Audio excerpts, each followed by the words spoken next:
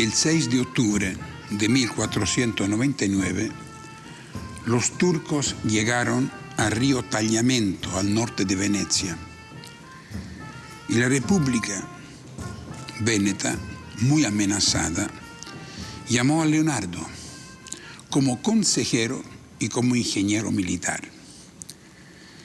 Cuando llegó a la ciudad de Venecia en compañía de su amigo, el matemático Luca Pacioli, Leonardo visitó la zona de un río, el río Isonzo, en cuya llanura propuso detener a los turcos invasores por medio de ¿qué cosa?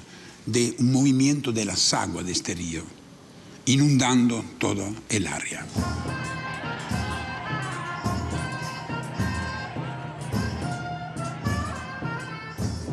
Este es Bayazid II, que había tomado el poder en 1481 y que había quitado a los venecianos sus posesiones en Grecia.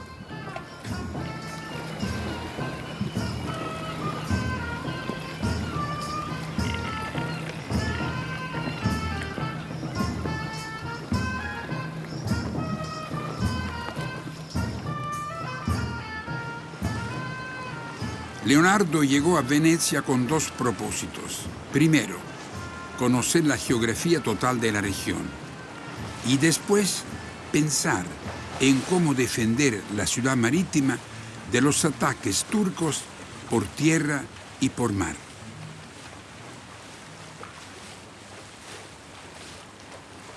En Venecia, Leonardo vio por primera vez la estatua famosa, también en bronce, del hombre de arma Bartolomeo Colleoni, que había realizado su maestro Andrea Verrocchio, mientras él terminaba en Florencia el cuadro Bautismo de Jesús. Supo entonces que el maestro había fallecido antes de dirigir la fundación en bronce de su escultura.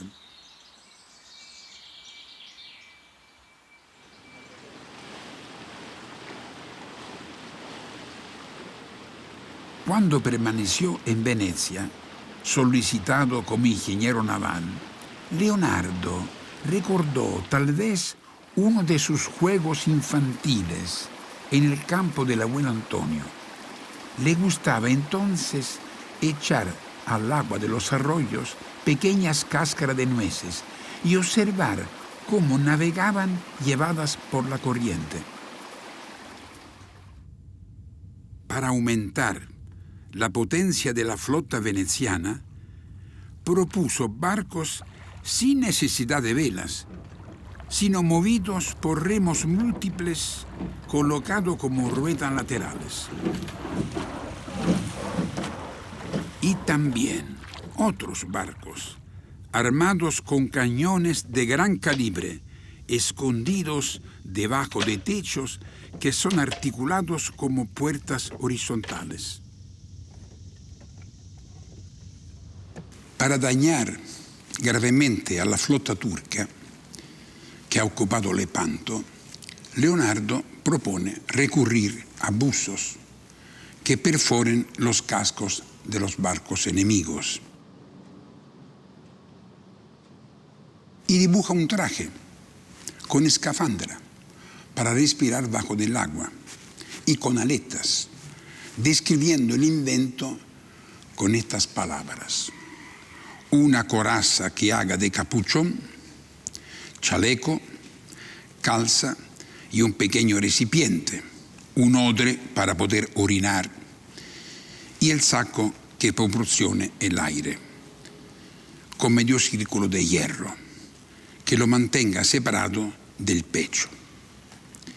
Y al buzo que sea descubierto y cerrado en una red le aconseja: lleva un cuchillo que corte bien la red para que no quedes capturado en ella.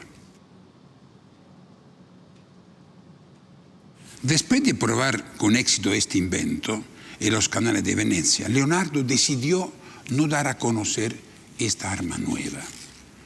¿Por qué?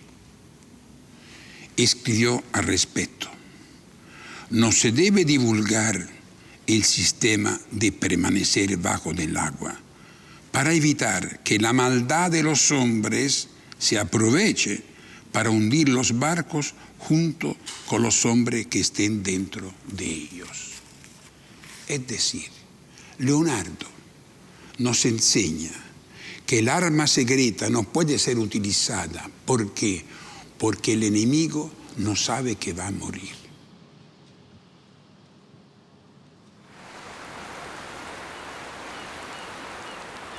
El inventor dejó Venecia, después de una permanencia de muy pocos meses.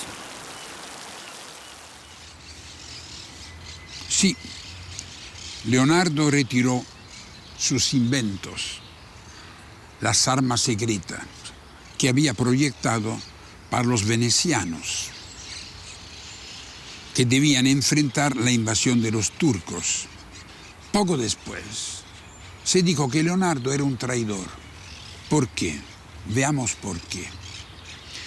En un archivo de Istambul se conserva una carta del embajador turco en Génova, fecha 3 de julio 1502, en el que se describe el proyecto de cierto puente entre Constantinopla y Pera, propuesto al sultán Bajazet II, el mismo sultán de la tropa invasora turca. Su autor, dice el documento, Leonardo Adlu Kiafir, o sea, Leonardo el infiel, Leonardo cristiano, infiel según los musulmanes.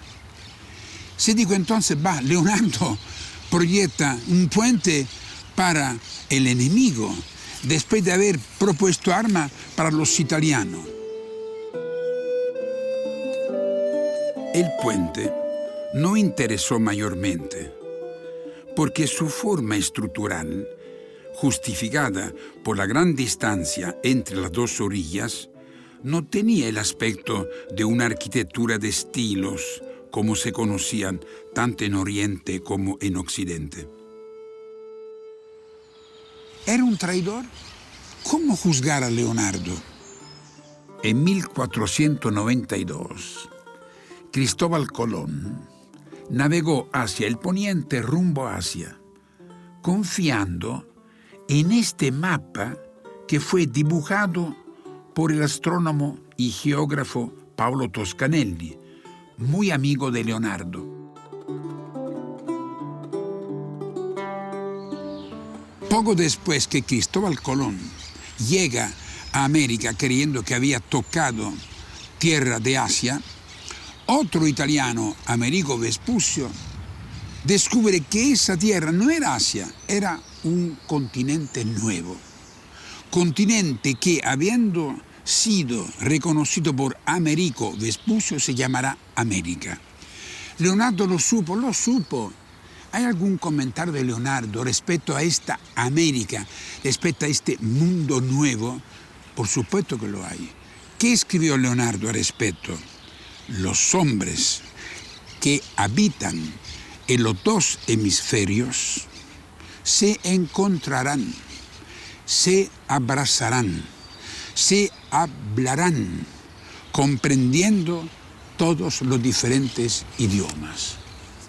Para Leonardo, entonces, un veneciano, un turco y un habitante de esta tierra nueva están destinados a ser como una sola familia, una sola humanidad. Y dibujó este mapa.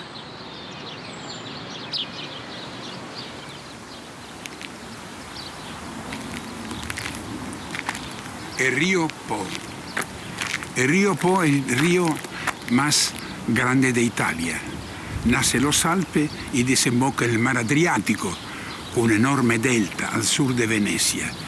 Es el río también que recibe las aguas de los ríos de Lombardía, Adda, Ticino, los ríos que están en los dos lados de Milano. Con este río y con todos los que le llegan, Leonardo soñó en un sistema fluvial que comunicara regiones. Y también veremos en Francia países diferentes. Este río que realmente generó en él las utopías de la comunicación fluvial.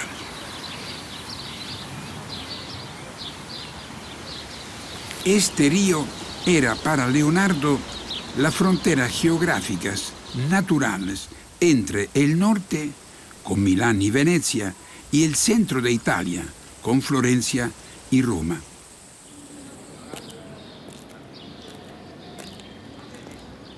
Leonardo ha tenido una experiencia en Venecia.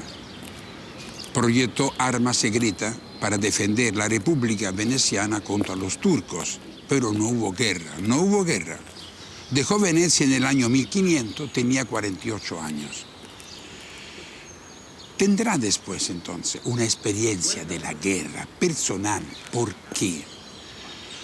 Vuelve a Florencia para dedicarse a un cuadro famoso que permitió al rey de Francia, la Sagrada Familia, que después será Sant'Anna, pero recibe noticia, el hijo del Papa, César Borja, por consejo de Maquiavelo, lo quiere contratar como ingeniero militar para guerra de verdad, guerra concretas. Y Leonardo acepta. ¿Acepta por qué? Es porque el documento que le entrega César Borja es increíble.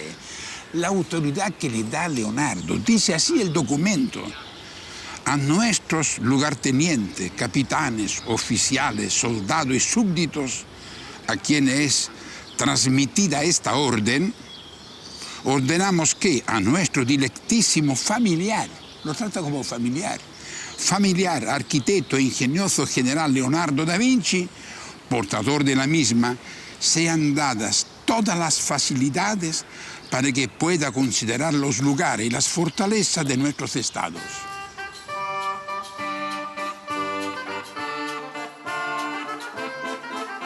Con el título de ingeniero militar de César Borja, Leonardo debía proyectar y experimentar armas nuevas y también supervisar fortificaciones de la región de Romaña, que era propiedad del Papa Alejandro VI.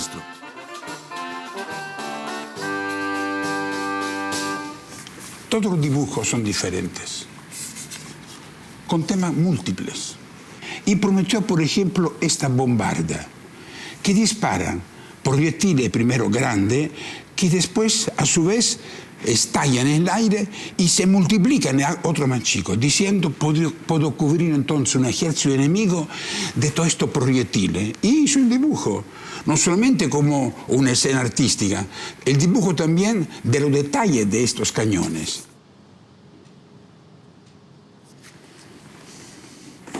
Lo que llamamos nosotros la ametralladora de Leonardo. Yo puedo colocar no un cañón, varios cañones en un prisma triangular que girando dispara continuamente por estas 12 bocas de fuego proyectiles, cantidad de proyectiles. Mientras se cargan algunos, se disparan otros.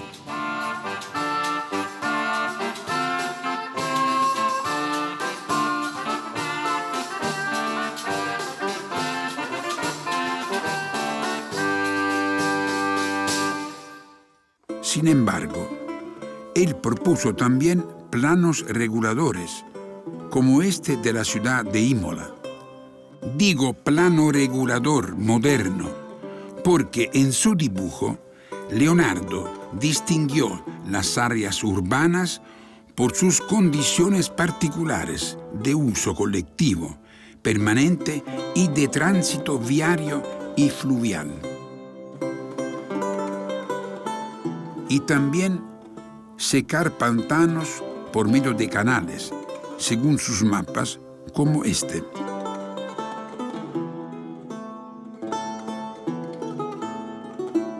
Cuando murió el Papa Alejandro VI, en 1503, su hijo, César Borja, fue exiliado por el nuevo pontífice Julio II. Y Leonardo recuperó entonces su plena independencia. Dejó de servir para siempre a los señores hambrientos de fama, de poder y de riqueza. Las ambiciones, las ambiciones. ¿Cuánto escribió Leonardo sobre las ambiciones humanas? Escribió, no ambiciones, aquella riqueza que se puede perder. La virtud es nuestro bien verdadero y es el mejor premio para quien la posee. La virtud no se puede perder. Las riquezas materiales las posee siempre con temor y ellas se burlan de quien las tiene cuando las pierde. No digo solamente esto, insistió con varios textos sobre las ambiciones humanas. Otra más, a los ambiciosos que no se satisfacen con el beneficio de estar vivos ni con la belleza del mundo natural, les es dado como penitencia que ellos mismos torturen su propia existencia sin gozar con lo útil y con lo bello del mundo.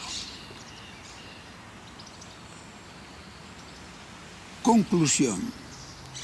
¿Cuál es entonces la máxima sabiduría? Lo dijo Leonardo.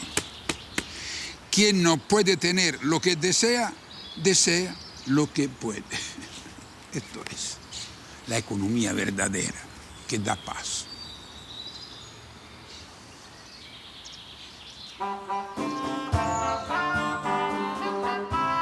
Las caricaturas que dibujó Leonardo no fueron solamente juegos gráficos, alterando caprichosamente las partes del rostro humano. Cuando él las hacía, quería mostrar los sentimientos secretos de personajes reales, hipócritas. En este caso, el poeta orgulloso es acompañado por unos oyentes ignorantes que se ríen de él sin saber de qué hablan. Este fue especialmente el periodo en que Leonardo traducía sus observaciones de los rostros de las personas ignorantes o soberbias en caricaturas que dejaran al desnudo el ser interior y secreto. Después de la experiencia como ingeniero militar al servicio de César Borja, Leonardo volvió a Florencia. Había sido llamado por su amigo Maquiavelo.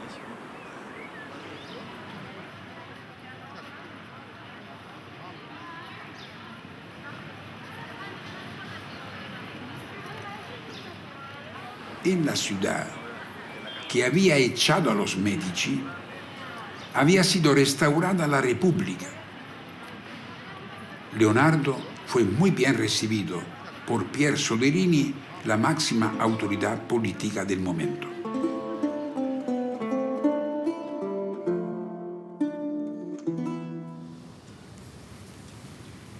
Cuando Leonardo cumplió 51, 52 años en Florencia, en 1503, se encontró con Miguel Ángel. Miguel Ángel, cuando Leonardo estaba en Milán, había logrado la máxima fama. Era el nuevo ídolo de los florentinos, la gloria de Florencia. Y un anónimo de la época escribió este encuentro. Leonardo caminaba por la zona de Santa Trinita en compañía de Giovanni de Gavina, donde había reunidas varias personas honorables, las cuales discutían un texto de Dante Alighieri.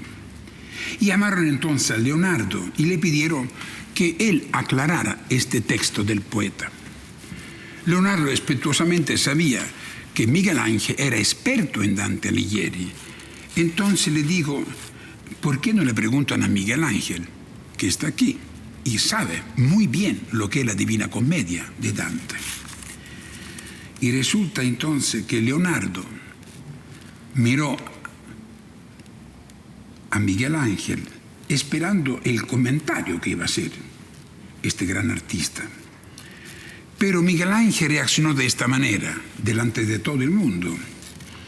Habla tú, Leonardo, que hiciste un dibujo de un caballo para fundirlo en bronce y no pudiste hacerlo, y con vergüenza tuya lo abandonaste. Pero Miguel Ángel se portó mal, porque sabía en el fondo que el bronce que necesitaba Leonardo, el conde Sforza no se lo entregó al escultor, lo entregó como donación a otro señor de otra ciudad para que hiciera cañones. Fue injusto Miguel Ángel. Leonardo nunca escribió nada contra Miguel Ángel, pero en verdad haber sufrido, porque Miguel Ángel había ya realizado muchas obras importantes, entre las cuales la Pietà, por ejemplo.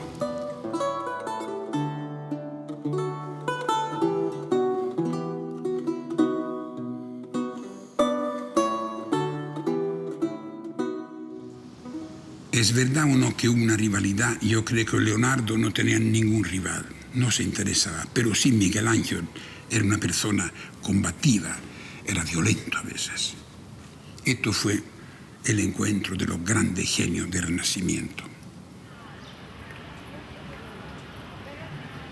Resulta que la máxima autoridad, Pier Soderini, quiere alojar en el Palacio de Gobierno con su familia y entonces se debe mejorar todo lo que es el interior del palacio. Y piensa entonces, ¿por qué no encargamos a Miguel Ángel y a Leonardo dos grandes murales? Los grandes artistas de Florencia finalmente son confrontados.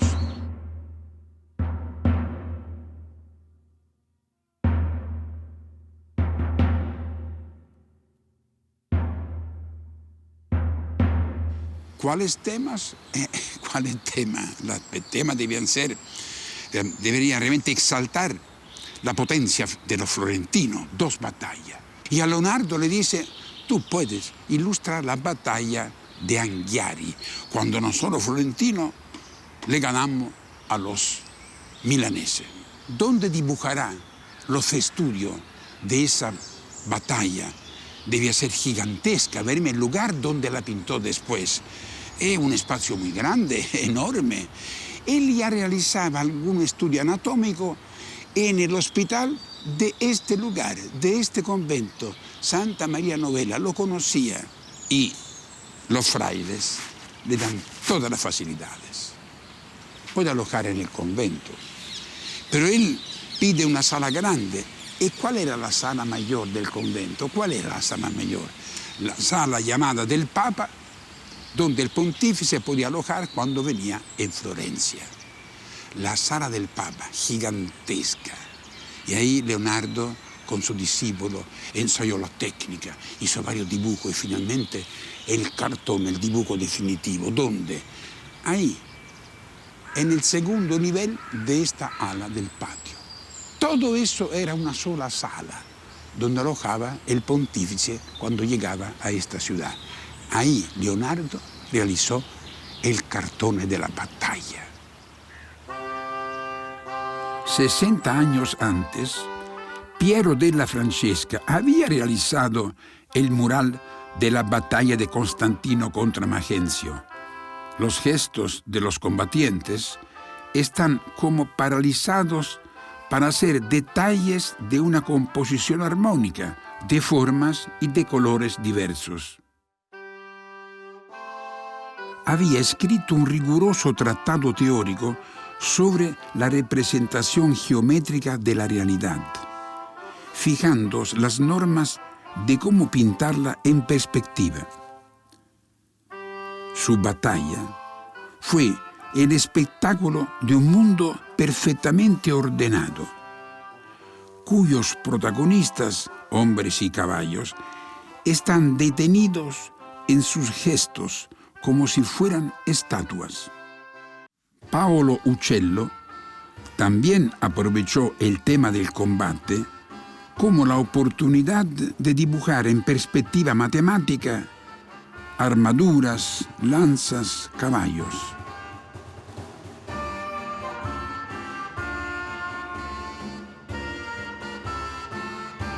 Su pintura de la batalla de San Romano fue para él un magnífico ejercicio de sus propios conocimientos de la geometría, pero siempre dirigidos por la fantasía libre.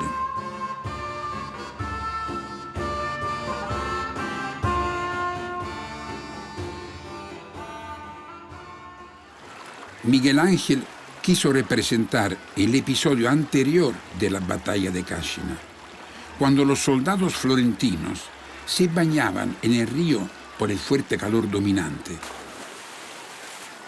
y fueron sorprendidos, casi desnudos y sin armas, por la tropa enemiga. El artista pudo dibujar entonces muchos cuerpos en las posturas más diversas y demostrar con ello que conocía a la perfección la anatomía humana, tanto como su rival Leonardo.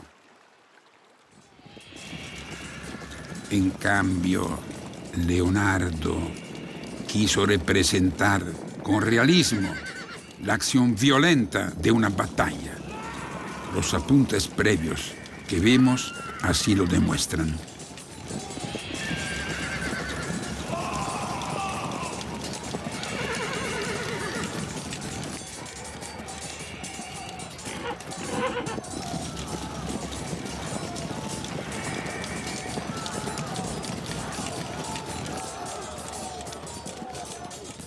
Dibujo maravilloso hizo. El dibujo definitivo del cartón fue expuesto aquí y fue dibujado y copiado por muchas personas. En el siglo siguiente, en el siglo XVII, Rubens viene del norte y quiere conocer dónde está el dibujo de Leonardo, de esa famosa batalla.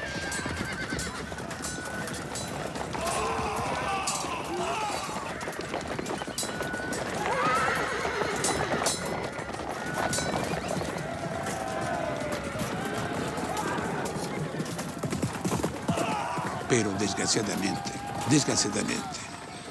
el cartón se perdió. No solo el suyo, también el que hizo Miguel Ángel. Las dos batallas entonces nos dejaron rastro. Qué lástima, porque Leonardo la pintó, veremos, la pintó, pero la pintó equivocándose en la técnica. Cuando terminó la primera parte del mural, Leonardo quiso secar la pintura rápidamente. Mal aconsejado, leyó un texto famoso, antiguo, escrito por Plinio, y lo aplicó, seguro del buen resultado. Pero el uso imprudente del mismo por sus ayudantes, en lugar de secar los colores en la pared, los borró casi completamente.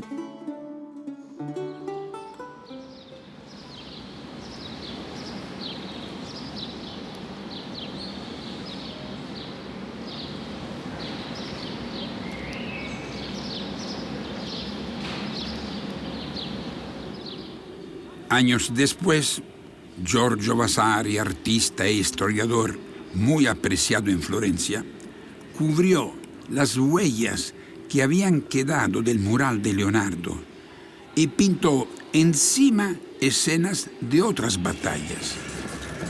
Aprovechó las visiones anteriores del Da Vinci, copiando o imitando las actitudes de los caballos y de los jinetes, dibujados por el maestro.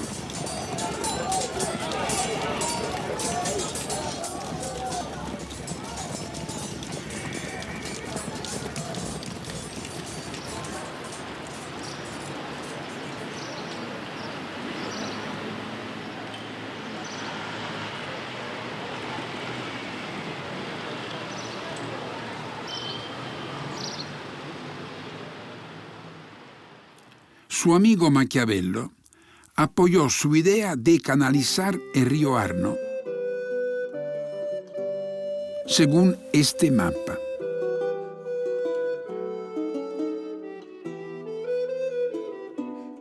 Cuando dibujó los planos del río Arno, pensando en cómo canalizar sus aguas, Leonardo recordaba tal vez su juego infantil de recorrer los pequeños riachuelos que regaban los potreros en el campo de su abuelo.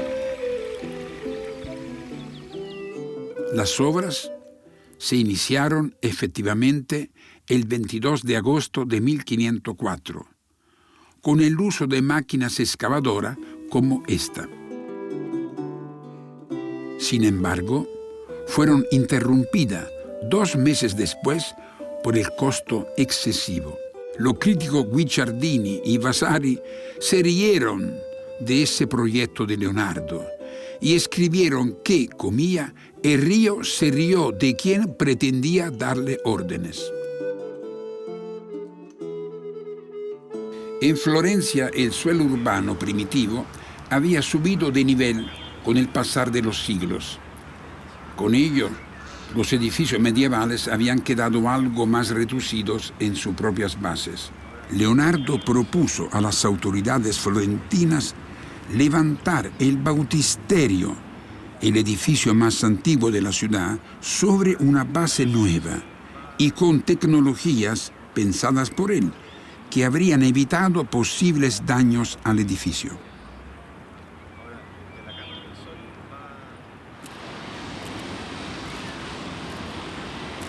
Es aquí donde he podido contemplar el cuadro misterioso Virgen de las Rocas.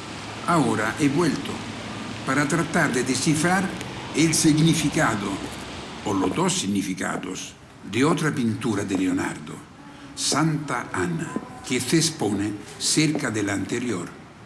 El artista pintó 2 veces el mismo tema. De una Santa Ana ha quedado solamente el dibujo preparatorio, conservados en Londres. De la otra versión se ha perdido el dibujo definitivo, pero no el cuadro.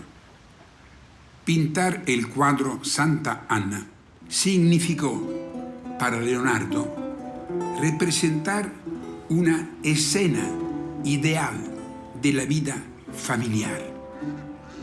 Una abuela y una madre que contemplan con amor al nieto y al hijo. Las 2 mujeres sonríen con tristeza porque saben que ese niño estaba destinado a ser inmolado en el futuro, así como lo está el corderito con el cual él juega en ese momento.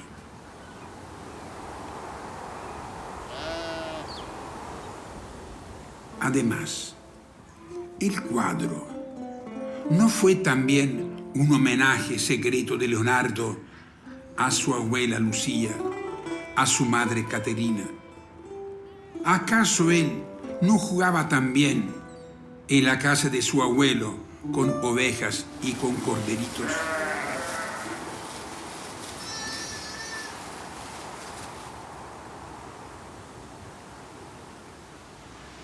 Vamos a ver ahora la Gioconda.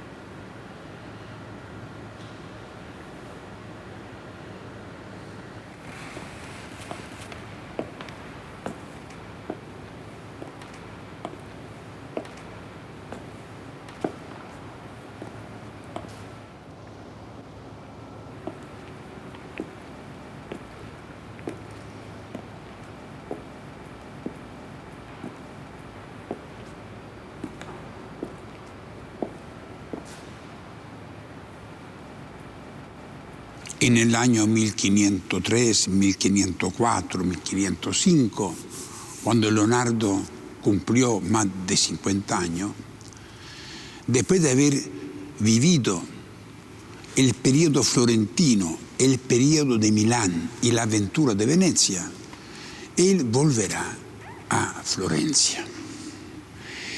Gran experiencia como pintor. Había realizado el cenáculo, la Virgen de la Roca, y tenía seguramente en sí el deseo de realizar una obra no muy grande, no de gran tema, pero una obra en la cual él pudiera realmente definir en qué consistía la pintura, en qué consistía pintar, cómo había que representar la naturaleza, este mundo real, y realizó este retrato, la tercera esposa de un tal Francesco del Giocondo, de ahí el nombre de la Gioconda. Leonardo había escrito varias cosas, ¿no? Lo principal, la luz que más me satisface es la luz del atardecer. Miren ustedes cuando van por la calle de Florencia, escribió, miren la persona en esa luz crepuscular, mira cómo se pierden los contornos y cómo cada ser manifiesta más, revela su vida interior. Y entonces este retrato está sumergido en la penumbra del atardecer. La luz desciende desde lo alto, una luz, poca luz, sobre la frente, sobre el seno, y disminuye poco a poco hasta las dos manos. El horizonte de las montañas, siempre presente ese horizonte, también se ha oscurecido. Además apenas por debajo de la montaña un lago, un río, pero siguen existiendo las altas cumbres. Esto es el retrato, sí, de una persona real, por supuesto que sí, pero más que un retrato de una persona, es la ilustración de una teoría del arte.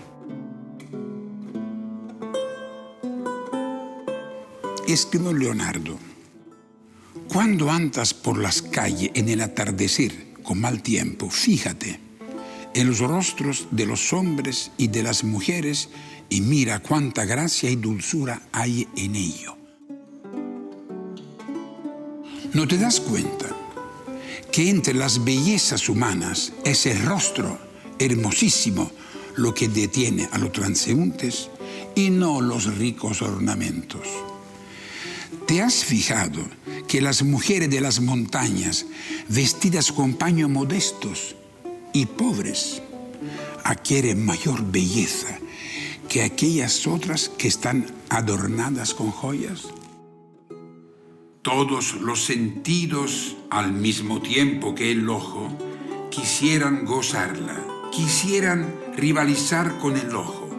Parece que la boca desearía asimilarla por medio de la alimentación. La oreja siente placer en oír sus bellezas. Los sentidos del tacto quisieran que les penetrase por todos sus poros. Y la nariz misma quisiera recibir el aire que ella de continuo respira.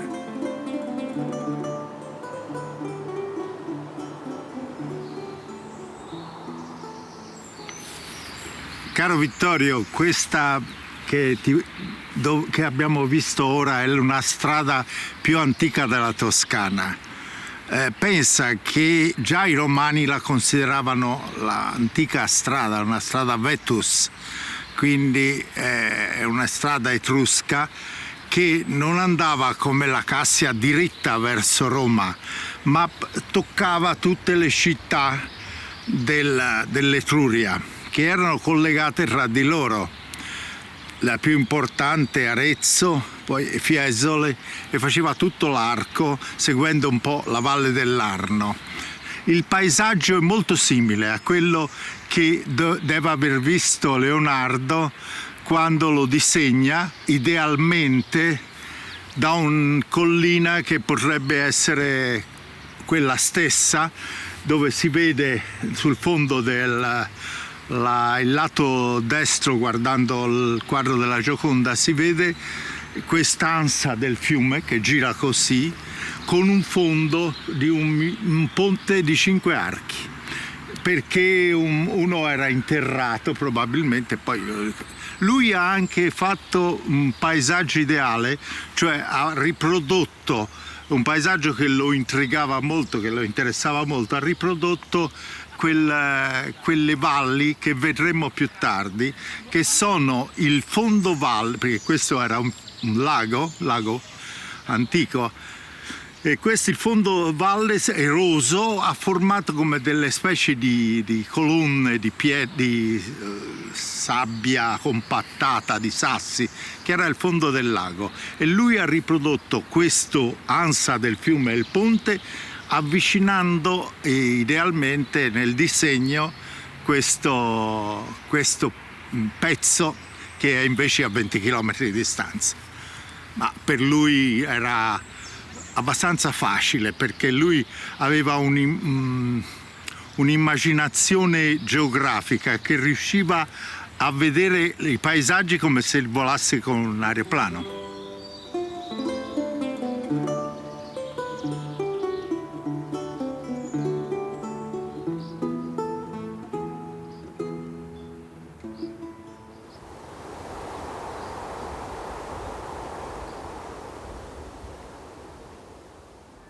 Antes de dejar Florencia, completó el Tratado del Vuelo de los Pájaros como el texto que debía fundamentar las formas de las futuras máquinas voladoras.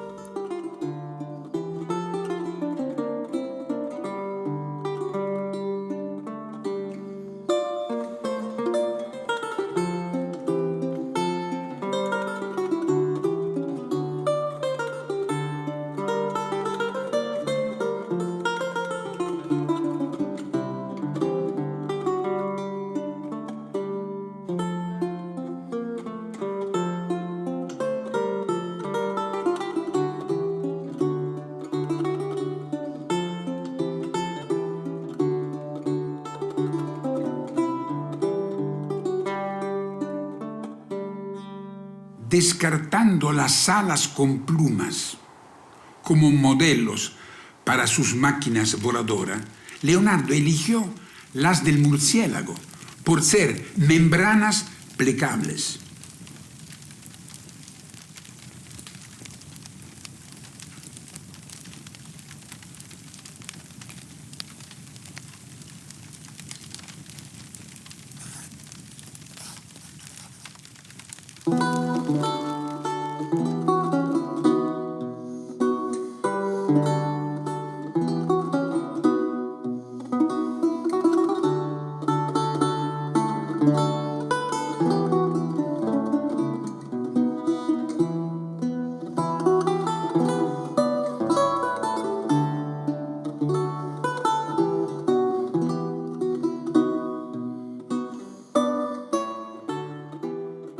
Retirado en Fiesole en el mes de marzo de 1506, junto con el técnico y amigo Francesco Amadori, Leonardo trató de hacer volar algunos de sus aparatos desde la cumbre del monte Cerceri.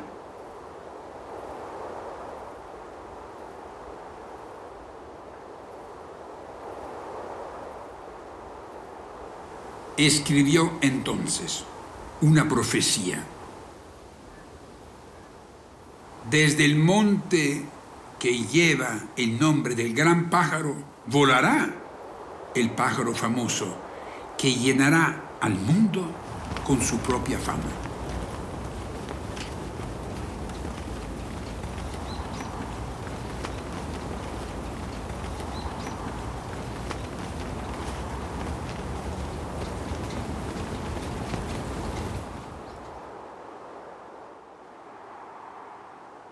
Leonardo dejó Florencia, interesado exclusivamente en las tareas futuras que una vez más se había fijado él mismo. El 11 de mayo es elegido papa un hijo de Lorenzo de Medici, Giovanni, que toma el nombre de León X. El hermano del papa, Giuliano, invita a Roma Leonardo da Vinci. ¿Para qué? Para que investigue, estudie dentro del Vaticano. ¿Por qué? Es porque a Giuliano le interesan las ciencias. Leonardo efectivamente acepta y es alojado en el patio del Palazzo Vaticano llamado del Belvedere. Estaban pintando Miguel Ángel en la Capilla Sistina, Rafael la Festancia, y resulta que el gran genio Leonardo da Vinci, ¿qué hacía? No pintaba, no dibujaba, investigaba, como siempre los fenómenos naturales. Antes de llegar a Roma, había ya anotado qué le faltaba para completar su códice sobre la anatomía. debía tratar más las formas y las posibles funciones del cerebro.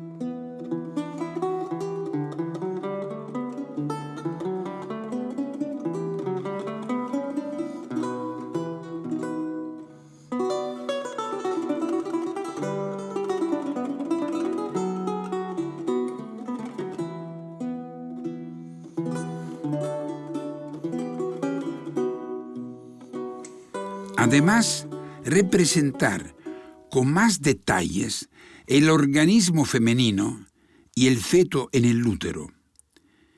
Estas últimas investigaciones le serían posibles en el Hospital de Santo Spirito.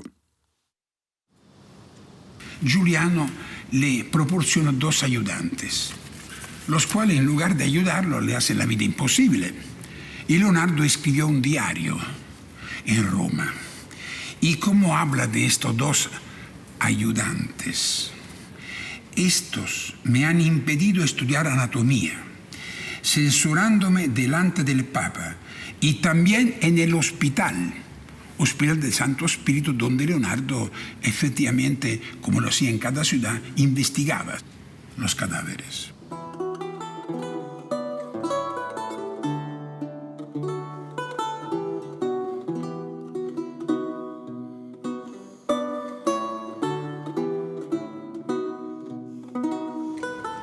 Y también en el hospital, a causa de él, yo no puedo hacer un trabajo secreto, porque está siempre presente uno u otro detrás de mí. Los 2 escuchan todo lo que yo digo.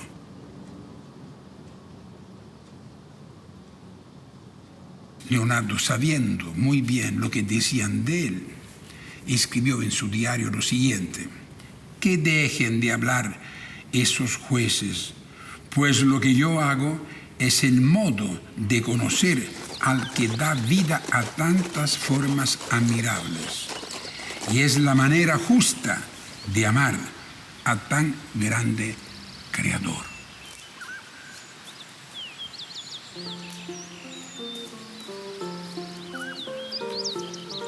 Leonardo ama al autor de este maravilloso mundo natural y, para demostrar su amor, conoce esta criatura, la estudia y se asombra y las agradece.